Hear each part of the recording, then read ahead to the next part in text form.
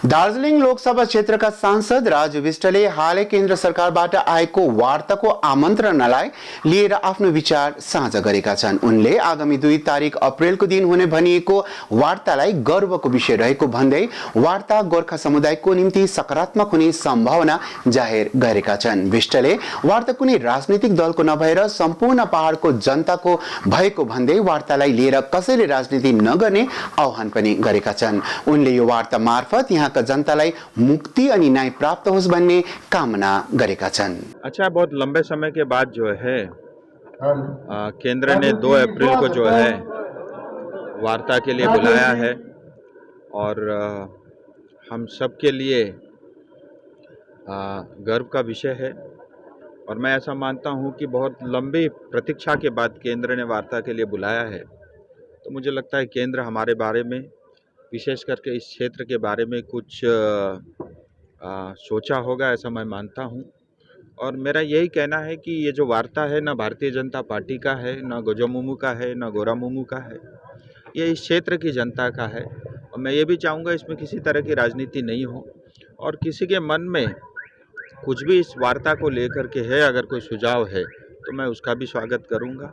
और हम सब के लिए ये एक मौका है कि इस क्षेत्र की जनता को मुक्ति मिले और इस क्षेत्र की जनता को न्याय मिले और इस क्षेत्र की जनता को भी भारत के संविधान के अंतर्गत जो है जीने का, एक स्वच्छ वातावरण में रहने का वो भाग्य जो है हम सबको भी अवसर मिले।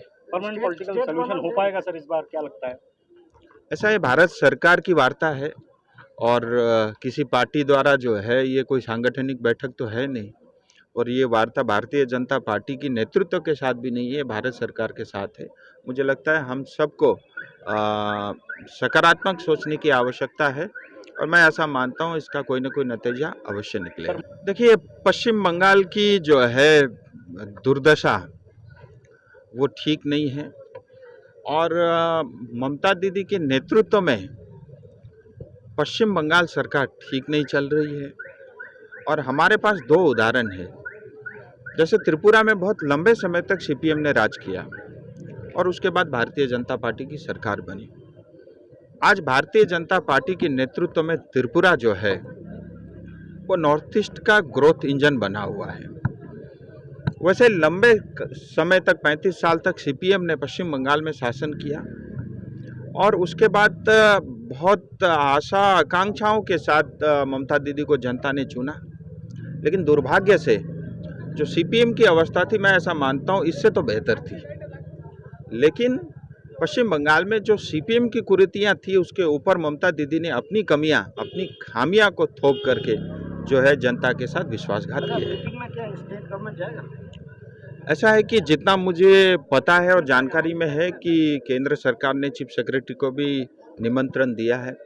मैं ऐसा मानता हूँ उनको आना चाहिए, क्योंकि इस तरह के वार्ता में स्टेट का न होना कहीं न कहीं जनता के ऊपर में एक शंका पैदा करता है कि शायद राज्य सरकार जो है इस क्षेत्र की जनता के साथ नहीं है। मैं आमंत्रण करता हूँ, निवेदन करता हूँ कि उनको जरूर आना चाहिए। देखिए, जहाँ तक पश्चिम बंगाल टीएमसी सरकार है वो सिर्फ एक धर्म विशेष, समाज विशेष के लिए काम करती है और ये स्पष्ट दिखता है।